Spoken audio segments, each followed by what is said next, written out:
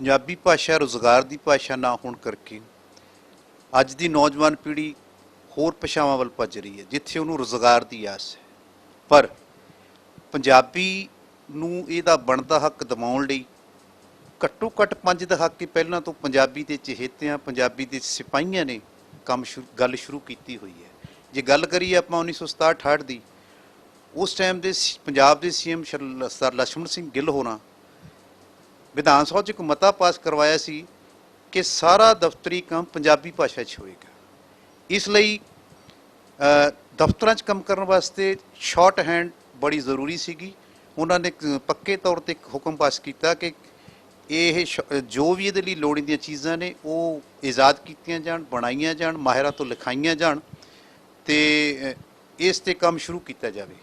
ਪਰ ਉਸ ਟਾਈਮ ਇੱਕ ਬੜੀ ਦਿੱਕਤ ਸੀਗੀ ਕਿ ਸਿਰਫ ਅਤੇ ਸਿਰਫ ਸਟੈਨੋ ਜੋ ਦਫ਼ਤਰਾਂ ਦੇ ਵਿੱਚ ਡਿਕਟੇਸ਼ਨ ਲਈ ਜਾਂ ਕੋਈ ਪੱਤਰ ਵਿਹਾਰ ਲਈ ਇੰਗਲਿਸ਼ ਦੀ ਭਾਸ਼ਾ ਵਰਤੀ ਜਾਂਦੀ ਸੀ।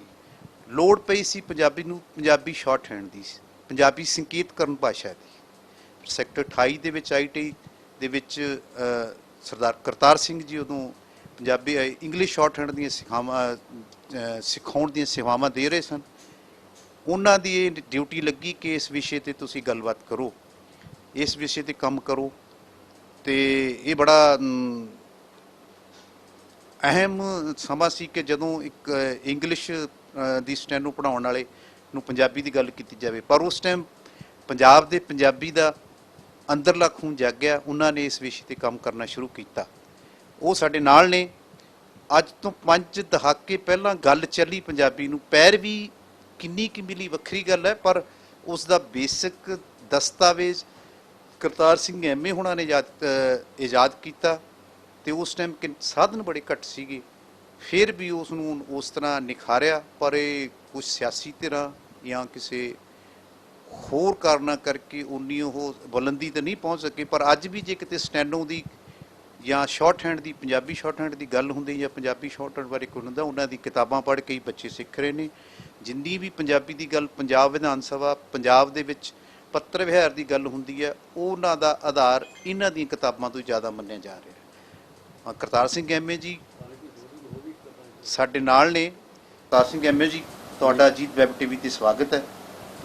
ਤੁਸੀਂ ਇਹ ਦੱਸੋ ਕਿ 1967-68 ਦੇ ਵਿੱਚ ਕੀ ਐਸੀ ਸਥਿਤੀ ਬਣੀ ਜਦੋਂ ਤੁਹਾਨੂੰ ਸ਼ਾਰਟ ਹੈਂਡ ਦੇ ਵਿੱਚ ਕੰਮ ਕਰਨ ਲਈ ਆਉਣਾ ਪਿਆ ਪੰਜਾਬੀ ਦੇ ਵਿੱਚ? ਹਾਂਜੀ, ਜਦੋਂ ਸਰ ਲਛਮਣ ਸਿੰਘ ਗਿੱਲ ਹੋਰਾਂ ਨੇ ਮਤਾ ਪਾਸ ਕੀਤਾ ਅਸੈਂਬਲੀ 'ਚ ਕਿ ਅੱਗੇ ਤੋਂ ਜਿਹੜਾ ਹੈ ਪੰਜਾਬੀ 'ਚ ਸਾਰਾ ਕੰਮ ਗੌਰਮੈਂਟ ਦਾ ਹੋਇਆ ਕਰੇਗਾ, ਉਹਦੇ ਵਾਸਤੇ ਸਟੈਨੋਗ੍ਰਾਫਰ ਚਾਹੀਦੇ ਸੀ। ਔਰ ਸਟੈਨੋਗ੍ਰਾਫਰ ਜਿਹੜੇ ITI ਚੰਡੀਗੜ੍ਹ 'ਚ 3 ਬੰਦੇ ਕੰਮ ਕਰਦੇ, 3 ਇੰਗਲਿਸ਼ ਦੇ ਸੀ। ਔਰ ਸਾਨੂੰ ਤੇ ਹੁਕਮ ਹੋਇਆ ਕਿ ਤੁਸੀਂ ਇਹ ਪੰਜਾਬੀ ਜਿਹੜੀ ਆ ਇਹ ਸਟਾਰਟ ਕਰੋ, ਬੱਚਿਆਂ ਨੂੰ ਪੰਜਾਬੀ ਸਟੈਨੋਗ੍ਰਾਫੀ ਪੜ੍ਹਾਉਣੀ ਸ਼ੁਰੂ ਕਰੋ। ਤਾਂ ਅਸੀਂ ਜਿਹੜੀ ਹੈ ਸਟਾਰਟ ਕਰਤੀ, ਕਿਉਂਕਿ ਇੰਗਲਿਸ਼ ਦਾ ਮੈਂ ਕਾਫੀ ਮਾਹਰ ਸਾਂ ਇੰਗਲਿਸ਼ ਸਟੈਨੋਗ੍ਰਾਫੀ 'ਚ, ਅਤੇ ਮੈਂ ਉਹ ਇੰਗਲਿਸ਼ ਦੇ ਬੇਸ ਦੇ ਉੱਤੇ ਹੀ ਪੰਜਾਬੀ ਦੀ ਸ਼ਾਰਟ ਹੈਂਡ ਜਿਹੜੀ ਹੈ ਉਹ ਸਟਾਰਟ ਕੀਤੀ। ਔਰ ਬੱਚਿਆਂ ਨੂੰ ਜਵਾਨੀ ਵਿਦਆਊਟ ਐਨੀ ਬੁੱਕ ਪੜ੍ਹਾਉਣਾ ਸ਼ੁਰੂ ਕੀਤਾ। ਕੀ ਚੁਣੌਤੀਆਂ ਰਹੀਆਂ ਉਸ ਸਮੇਂ, ਕਿਵੇਂ ਤੁਸੀਂ ਇਸ ਇਜਾਦ ਕੀਤਾ ਸਾਰਾ ਕੁਝ? ਹਾਂ, ਇਹ ਇੰਗਲਿਸ਼ ਜਿਹੜੀ ਸ਼ਾਰਟ ਹੈਂਡ ਆ ਉਹਦੇ ਬੇਸ 'ਤੇ, ਜਿਸ ਤਰ੍ਹਾਂ ਇੰਗਲਿਸ਼ ਸ਼ਾਰਟ ਹੈਂਡ ਬਣੀ, ਇੰਗਲਿਸ਼ ਸ਼ਾਰਟ ਹੈਂਡ ਜੋ ਬਣੀ, ਜਿਸ ਤਰ੍ਹਾਂ ਪਿਟਮੈਨ ਸ਼ਾਰਟ ਬਣਾਈ ਸੀ, ਉਹਦੇ ਬੇਸ 'ਤੇ ਹੀ ਮੈਂ ਕਿਤਾਬ ਪੜ੍ਹਾਉਣੀ ਸ਼ੁਰੂ ਕੀਤੀ। ਇਸ ਪੰਜਾਬੀ ਦੇ ਵਿੱਚ ਜਦੋਂ ਇਹ ਕੰਮ ਕੀਤਾ, ਕਿਵੇਂ ਕੀਤਾ, ਇਹ ਦਰਸ਼ਕਾਂ ਨੂੰ ਉਹਦੇ ਬਾਰੇ ਜਾਣਕਾਰੀ ਦਿਓ।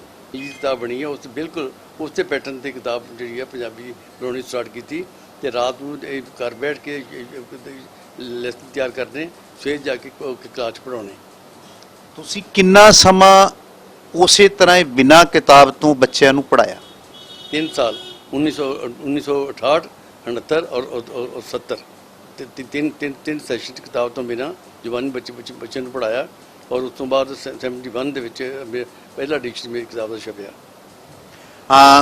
1971 ਦੇ ਵਿੱਚ ਫਿਰ ਤੁਸੀਂ ਉਹਨੂੰ ਕਿਤਾਬ ਦਾ ਰੂਪ ਦੇ ਦਿੱਤਾ। ਜਦੋਂ ਤੁਸੀਂ ਬਿਨਾਂ ਕਿਤਾਬ ਤੋਂ ਪੜ੍ਹਾਇਆ, ਉਦੋਂ ਬੱਚਿਆਂ ਦਾ ਪੇਪਰ ਦੇ ਵਿੱਚ ਰਿਜ਼ਲਟ ਕੈਸਾ ਰਿਹਾ? ਰਿਜ਼ਲਟ ਬਹੁਤ ਅੱਛਾ ਰਿਜ਼ਲਟ ਹੈ ਜੀ, 90% ਤੋਂ ਉੱਪਰ ਰਿਜ਼ਲਟ ਸੀਗਾ ਹਰ ਸਾਲ, ਅਬਵ 90%। ਫਿਰ ਗੱਲ ਇਹ ਹੈ ਕਿ ਤੁਹਾਡੇ ਤੋਂ ਕਿਤਾਬ ਦਾ ਇਸ ਗੱਲ ਦੀ ਸ਼ੁਰੂਆਤ ਹੋਈ, ਫਿਰ ਇਹ ਕੋਈ ਬੱਚਿਆਂ ਨੂੰ ਸਿਲੇਬਸ ਲਈ ਕਿਤਾਬ ਕਰਾਉਣ ਦੇ ਵਿੱਚ ਕਿ ਤੁਹਾਨੂੰ ਸਰਕਾਰ ਨੇ ਕੁਝ ਨਹੀਂ ਕਿਹਾ? सरकार वालों को कोई कुछ नहीं किया जी। कोई सरकार एक पंजाबी यूनिवर्सिटी जी है उन्होंने किताब छपाने की कोशिश की थी, लेकिन मैं छाप के उन्होंने दी किताब, लेकिन वो छाप नहीं सके। तो उन्होंने प्रोजेक्ट शुरू किया एक कि 5000 रुपया इनाम मिलेगा जी फर्स्ट किताब आएगी। तो पहली मेरी किताब जी है वो वापस नहीं की, वो इनाम देने तो बिना ही छापना चाहते सी, लेकिन मैं उन्होंने वापस लैके आप छपाई। ਚਲੋ ਤੁਸੀਂ ਸ਼ਾਇਦ ਕੁਝ ਗੱਲਾਂ ਲੁਕਾਉਣਾ ਚਾਹੁੰਦੇ ਹੋ, ਪਰ ਪਤਾ ਚੱਲਿਆ ਸੀਗਾ ਕਿ ਉਸ ਟਾਈਮ ਤੁਹਾਡੀ ਕਿਤਾਬ ਸਿਲੈਕਟ ਹੋ ਗਈ ਸੀਗੀ, ਕੁਝ ਸਿਆਸੀ ਕਾਰਨਾਂ ਜਾਂ ਸਿਫਾਰਸ਼ੀ ਕਾਰਨਾਂ ਕਰਕੇ ਤੁਹਾਡੀ ਕਿਤਾਬ ਨੂੰ ਪਿੱਛੇ ਰੱਖ ਦਿੱਤਾ ਗਿਆ ਤੇ ਫਿਰ ਤੁਹਾਨੂੰ ਇਹ ਛਪਾਉਣੀ ਪਈ। ਤੇ ਜਿਹੜੇ ਬੱਚੇ ਅੱਜ ਤੱਕ ਪੜ੍ਹ ਰਹੇ ਨੇ, ਹੁਣ ਗੱਲ ਇਹ ਸੀਗੀ ਕਿ ਜਦੋਂ ਬੱਚਿਆਂ ਨੂੰ ਇੱਕੇ ਦੇ ਪੇਪਰ ਹੋ ਰਹੇ ਨੇ, ਕਿਤਾਬਾਂ ਨਹੀਂ ਹੈ, ਤਾਂ ਫਿਰ ਵੀ ਸਰਕਾਰ ਨੇ ਕੋਈ ਗੱਲ ਨਹੀਂ ਕੀਤੀ। ਭਾਸ਼ਾ ਵਿਭਾਗ ਆਪਣਾ ਕਿਸ ਲਈ ਹੈ, ਉਹਨਾਂ ਨੇ ਕੁਝ ਨਹੀਂ ਕੀਤਾ। भाषा विभाग ने रिकमेंडेशन हुई थी मेरी आई है जब दूजी किताब मेरी छपी 1992 च comparative study of Punjabi and English short hand, वो IAS अफसर सुरेश कुमार जी ने रिकमेंड किया सीगा पंजाब गवर्नमेंट नूं भी ये भाषा विभाग नूं लैटर लिखी सी कि इस ऑनर किया जाए, लेकिन उन्होंने कोई एक्शन नहीं लिया।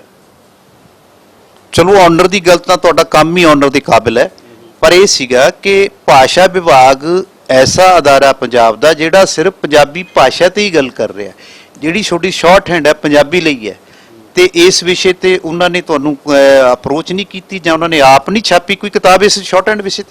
एक किताब एक बंदे ने होर लिखी आ, वो पटियाले का बंदा है और जिंद्रा शॉर्ट हैंड का नाम है, उन्होंने लिखी किताब है, उन्होंने अप्रूव करती, उन्होंने ऑनर करता, लेकिन मैनू नहीं किया।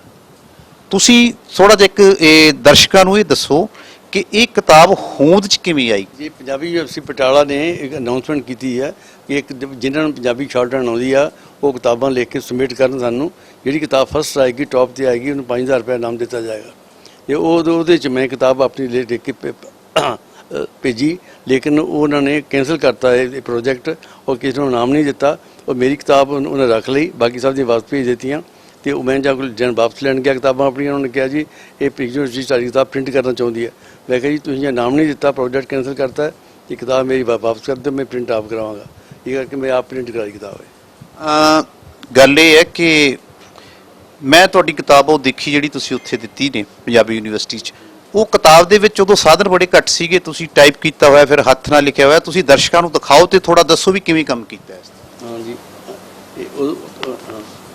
ਉਹਦੇ ਜੀ ਪੰਜਾਬੀ ਟਾਈਪ ਰਾਈਟਿੰਗ ਦੀਆਂ ਕਿਤਾਬਾਂ। ਹਾਂ ਹਾਂ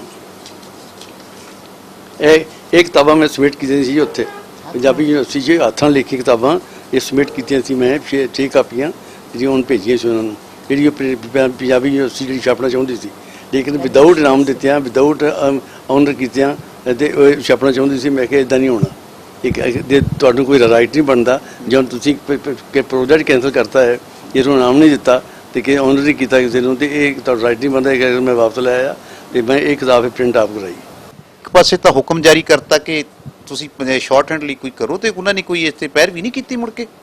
ਨਹੀਂ ਜੀ, ਕਿਸੇ ਨੇ ਕੀਤੀ, ਪੰਜਾਬ ਗਵਰਨਮੈਂਟ ਵੱਲੋਂ ਜਾਂ ਸਾਡੇ ਡਿਪਾਰਟਮੈਂਟ ਵੱਲੋਂ ਕੋਈ ਪਹਿਲ ਨਹੀਂ ਕੀਤੀ। ਇਹ ਸਾਰੀ ਮੇਰੀ ਜ਼ਾਤੀ ਐਫਰਟ ਹੈ ਤੇ ਕ੍ਰੀਏਟ ਕੀਤਾ, ਕਿਸੇ ਨੇ ਇਸ ਨੂੰ ਅਪਰੂਵ ਨਹੀਂ ਕੀਤਾ, ਕਿਸੇ ਨੇ ਮੈਨੂੰ ਜਿਹੜਾ ਵਾਕਫ ਨਹੀਂ ਕੀਤਾ।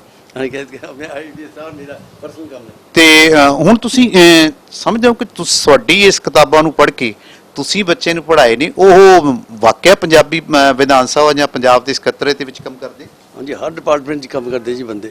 ਪੰਜਾਬ ਕਿਤਾਬ ਜਿੰਨੇ ਡਿਪਾਰਟਮੈਂਟ ਪੰਜਾਬ ਗਵਰਨਮੈਂਟ ਦੇ ਨੇ ਉਹਦੇ ਵਿੱਚ ਹਰ ਆਫਿਸ 'ਚ ਮੇਰੇ ਪੜ੍ਹਾਏ ਸਟੂਡੈਂਟ ਲੜਕੇ ਲੜਕੀਆਂ ਕੰਮ ਕਰ ਰਹੇ।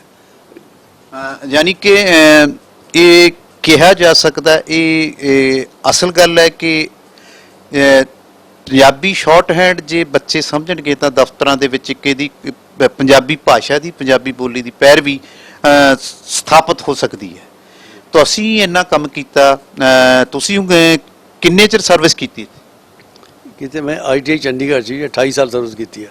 28 ਸਾਲ। ਤੁਸੀਂ ਕਿੰਨੇ ਕੁ ਬੱਚੇ ਪੰਜਾਬੀ ਸ਼ਾਰਟ ਹੈਂਡ ਲਈ ਯਾਨੀ ਤਿਆਰ ਕੀਤੇ? ਇੱਕ 250-300 ਸਟੂਡੈਂਟ ਹੋਏਗਾ ਜਿਹੜਾ ਮੈਂ ਪੜ੍ਹਾਇਆ ਹੁਣ ਤੱਕ। ਚਲੋ ਤੁਸੀਂ ਜਦੋਂ ਇਹ ਕਿਤਾਬ ਦਾ ਖਰੜਾ ਤਿਆਰ ਕੀਤਾ, ਕਿਤਾਬ ਨੂੰ ਦਿਨ ਰਾਤ ਬੈਠ ਕੇ ਤਿਆਰ ਕੀਤਾ। ਮੈਨੂੰ ਇੱਕ ਪਤਾ ਲੱਗਿਆ ਸੀ ਜਦੋਂ ਆਪਣੀ ਗੱਲ ਕੀਤੀ ਸੀ ਤੁਹਾਡੇ ਮੈਸੇਜ ਜੀ ਨਾਲ ਕਿ ਤੁਸੀਂ ਰਾਤ ਰਾਤ ਜਾਗ ਕੇ ਕਿੰਨੇ ਦਿਨਾਂ 'ਚ ਕਿਤਾਬ ਤਿਆਰ ਕੀਤੀ ਜਿਹੜੀ ਪੰਜਾਬੀ ਯੂਨੀਵਰਸਿਟੀ ਨੂੰ ਦਿੱਤੀ ਸੀ? ਹਾਂਜੀ, ਇਹਦੀ ਜਦੋਂ ਅਚਾਨਕ ਮੈਨੂੰ ਪਤਾ ਲੱਗਾ ਵੀ ਪੰਜਾਬੀ ਯੂਨੀਵਰਸਿਟੀ ਨੇ ਕਿਤਾਬਾਂ ਮੰਗੀਆਂ ਨੇ, ਤਾਂ ਮੈਨੂੰ ਲੇਟ ਪਤਾ ਲੱਗਾ ਜਦੋਂ 6 ਮਹੀਨੇ ਲੰਘ ਗਏ ਸੀ ਤੇ ਸਿਰਫ 50 ਡੇਜ਼ ਬਾਕੀ ਰਹਿ ਗਏ ਸੀ। ਤੇ ਮੈਨੂੰ ਉਸ ਵੇਲੇ ਮੈਂ ਕੁਝ ਨੋਟ ਮੇਰੇ ਕੋਲ ਤਿਆਰ ਸਨ, ਬਾਕੀ ਮੈਂ ਰਾਤ ਜਾਗ ਕੇ 2-2:30 ਵਜੇ ਤੱਕ ਜਾ ਕੇ ਤੇ ਇੱਕ ਕਿਤਾਬ ਤਿਆਰ ਕੀਤੀ। ਤੇ ਮੈਂ 31 ਦਸੰਬਰ 1971 ਨੂੰ ਜਾ ਕੇ ਸਮੇਟ ਆਪਣੀ ਕਿਤਾਬ ਕੀਤੀ, ਜਦੋਂ ਕਿ ਬਾਕੀ ਲੋਕ 6 ਮਹੀਨੇ ਪਹਿਲੇ ਲੱਗੇ ਹੋਏ ਸੀ। ਤੇ ਮੇਰੀ ਕਿਤਾਬ ਨੰਬਰ 1 ਤੇ ਆਈ ਔਰ ਬਾਕੀ ਦੀ ਸਭ ਅਪਰੂਵ ਨਹੀਂ ਹੋਈ ਗਈ ਸੀ। ਸਾਡੇ ਨਾਲ ਸਰਦਾਰ ਕਰਤਾਰ ਸਿੰਘ ਜੀ ਦੇ ਧਰਮ ਪਤਨੀ ਨੇ, ਉਹ ਵੀ ਦੱਸਣਗੇ ਕਿ ਇਹਨਾਂ ਨੇ ਪੰਜਾਬੀ ਦੀ ਸੇਵਾ ਲਈ ਜੋ ਸ਼ਾਰਟ ਹੈਂਡ ਦਾ ਕੰਮ ਕੀਤਾ ਹੈ ਤੇ ਉਹ ਕਿਸ ਤਰ੍ਹਾਂ ਕਰਦੇ ਸੀ, ਕਿ ਇਹਨਾਂ ਦੇ ਘਰੇਲੂ ਜੀਵਨ ਦੇ ਵਿੱਚ ਕਦੇ ਕੋਈ ਉਸ ਵਿੱਚ ਮਨ ਮੁਟਾਵ ਜਾਂ ਕੋਈ ਐਸੀ ਗੱਲ ਆਈ? ਮੈਂ ਇਹਨਾਂ ਨੂੰ ਜੋ ਦੇਖਿਆ, ਇਹਨਾਂ ਦੀ ਜੋ ਐਫਰਟ ਹੈ ਇਤਨੀ ਜ਼ਿਆਦਾ ਹੈ ਕਿ ਦਿਨੇ ਰਾਤ ਇਹਨਾਂ ਨੇ ਇੱਕ ਕਰ ਦਿੱਤਾ। ਇਹਦੇ ਵਿੱਚ ਇਹਨਾਂ ਨੇ ਕੋਈ ਕੁਤਾਹੀ ਨਹੀਂ ਕੀਤੀ, ਘਰ ਦੇ ਕੰਮ ਵੱਲ ਕੋਈ ਧਿਆਨ ਨਹੀਂ। 4 ਬੱਚੇ ਸਨ ਮੇਰੇ, 2 ਬੇਟੀਆਂ 2 ਬੇਟੇ, ਉਹਨਾਂ ਦਾ ਮੈਂ ਖੁਦ ਧਿਆਨ ਰੱਖਿਆ ਔਰ ਕੋਈ ਇਹਨਾਂ ਨੂੰ ਕਿਸੇ ਪਾਸੇ ਕੋਈ ਟੈਨਸ਼ਨ ਨਹੀਂ ਆਣ ਦਿੱਤੀ। ਪੰਜਾਬੀ ਲਈ ਕੰਮ ਕਰਨ ਵਾਲੇ ਸਿਪਾਹੀਆਂ ਦੀ ਕਮੀ ਨਹੀਂ ਹੈ, ਪਰ ਉਸ ਸਿਪਾਹੀਆਂ ਨੂੰ ਸੈਨਾਪਤੀਆਂ ਦੀ ਹਮੇਸ਼ਾ ਘਾਟ ਰਹੀ ਹੈ। ਉਹ ਲੜਦੇ ਰਹੇ ਨੇ, ਇਕੱਲੇ ਲੜਦੇ ਰਹੇ ਨੇ, ਕਿੰਨਾ ਸਫਲ ਹੋਏ ਨੇ, ਕਿੰਨਾ ਉਹਨਾਂ ਨੇ ਕੋਸ਼ਿਸ਼ ਕੀਤੀ। ਉਹ ਤੋਂ ਇਹ ਲੱਗ ਰਿਹਾ ਹੈ ਕਿ ਕਿਤੇ ਨਾ ਕਿਤੇ ਇਹਨਾਂ ਨੂੰ ਪੈਰਵੀ ਦੀ ਲੋੜ ਹੈ। ਹੁਣ ਵੀ ਜੇ ਆਪਾਂ ਬਾਦਲ ਸਰਕਾਰ ਦੀ ਗੱਲ ਕਰੀਏ, ਮੌਜੂਦਾ ਸਰਕਾਰਾਂ ਦੀ ਗੱਲ ਕਰੀਏ, ਜਿਹੜੀ ਪੰਜਾਬੀ ਦੀ ਗੱਲ ਕਰਦੇ ਨੇ, ਕਈ ਵਾਰ ਮਤੇ ਪਾਸ ਹੋ ਚੁੱਕੇ ਨੇ, ਪਰ ਹਜੇ ਵੀ ਪੰਜਾਬੀ ਦਫ਼ਤਰੀ ਭਾਸ਼ਾ, ਦਫ਼ਤਰੀ ਕੰਮਕਾਜ ਦੀ ਭਾਸ਼ਾ ਪੂਰਨ ਤੌਰ ਤੇ ਨਹੀਂ ਹੋ ਸਕੀ ਹੈ। ਚੰਡੀਗੜ੍ਹ ਦੇ ਵਿੱਚ ਲੰਬੇ ਸਮੇਂ ਤੋਂ ਸੰਘਰਸ਼ ਚੱਲ ਰਿਹਾ ਹੈ। ਪੰਜਾਬ ਦੀ ਰਾਜਧਾਨੀ ਹੋਣ ਕਰਕੇ ਚੰਡੀਗੜ੍ਹ ਦੇ ਵਿੱਚ ਵੀ ਕੰਮਕਾਜ ਦੀ ਭਾਸ਼ਾ ਪੰਜਾਬੀ ਨਹੀਂ ਹੋ ਸਕੀ। ਬਹੁਤ ਗੱਲਾਂ ਐਸੀਆਂ ਨੇ ਜਿਹੜੀਆਂ ਸਰਕਾਰਾਂ ਨੂੰ ਕਰਨ ਦੀ ਲੋੜ ਹੈ ਜਾਂ ਲੋਕ ਨੁਮਾਇੰਦਿਆਂ ਨੂੰ ਕਰਨ ਦੀ ਲੋੜ ਹੈ। ਇਸ ਕਰਕੇ ਪੰਜਾਬੀ ਨੂੰ ਯੂਨੈਸਕੋ ਦੀ ਜਿਹੜੀ ਨਵੇਂ ਸਰਵੇ ਹੋਏ ਆ ਉਹਦੇ 'ਚ ਇਹ ਹੋਇਆ ਕਿ ਆਪਣਾ ਪੰਜਾਬੀ ਤੇ ਹੁਣ ਜੇ ਕੋਈ ਇਹਦੀ ਪੈਰਵੀ ਨਾ ਕੀਤੀ ਗਈ ਤਾਂ ਇਹਨਾਂ ਅਲੋਪ ਹੋਣ ਵਾਲੀਆਂ ਭਾਸ਼ਾਵਾਂ ਦੇ ਵਿੱਚ ਆਣ ਖੜੀ ਹੈ। ਤੇ ਕਿਤੇ ਨਾ ਕਿਤੇ ਪੰਜਾਬੀਆਂ ਨੂੰ ਇਸ ਲਈ ਹੰਬਲਾ ਮਾਰਨ ਦੀ ਲੋੜ ਹੈ ਤੇ ਆਪਣੇ ਨੁਮਾਇੰਦਿਆਂ ਨੂੰ ਹਲੂਣਾ ਮਾਰ ਕੇ ਜਗਾਉਣ ਦੀ ਲੋੜ ਹੈ।